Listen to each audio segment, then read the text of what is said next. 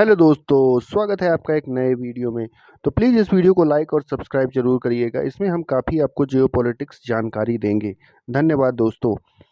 भारत और रशिया की दोस्ती तो हम सभी को मालूम है, और किस तरह से रशिया का नाम लेकर अमेरिका ने भारत के ऊपर 50% टैरिफ थोप दिया है। तो अब भारत इस क्रूड ऑयल को लेकर एक नई बात सामने आ रही है।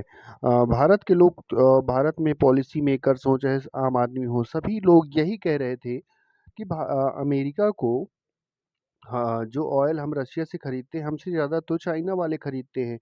तो फिर अमेरिका को इंडियन ऑयल खरीदने से क्या प्रॉब्लम है, और वह ऐसा क्यों बोल रहे हैं कि हम लोग यूक्रेन में जो ऑन गोइंग कॉन्फ्लिक्ट है उसको हम लोग इसको फंडिंग कर रहे हैं।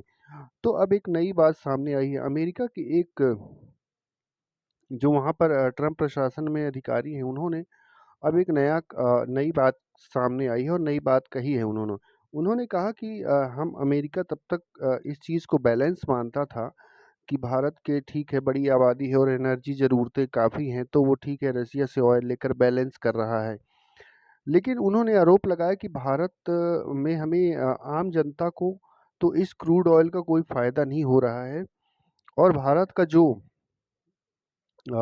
इम्पोर्ट है, मतलब सॉरी एक्सपोर्ट है, जो भारत ने तेल बेचा है, कच्चा तेल खरीद कर रूस से, वो 40 बिलियन डॉलर पर ईयर से ज़्यादा का हो गया है। मतलब 40 बिलियन डॉलर का क्रूड ऑयल हमने निर्यात किया है भारत से। तो उनका आरोप है कि आम जनता को तो इसका फ़ायदा मिला नहीं, और ये बाहर सब दोबारा से इसको सेल आउट किया गया है।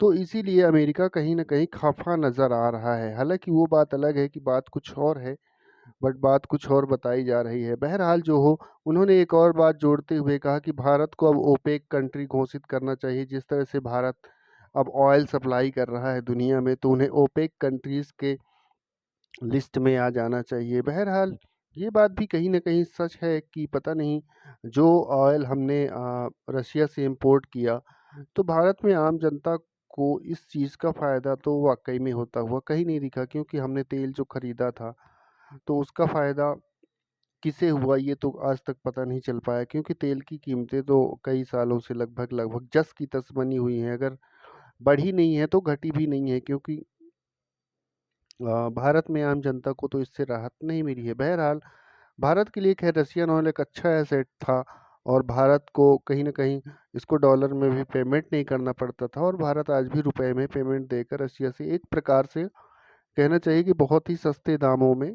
ऑयल खरीद रहा है, जिससे कहीं न कहीं अमेरिका की चिढ़ बरकरार हो रही है, और भारत पर ये ऐसे गंभीर आरोप लगाए जा रहे हैं। जय हिंद दोस्तों, प्लीज़ सब्सक्राइब द चैनल।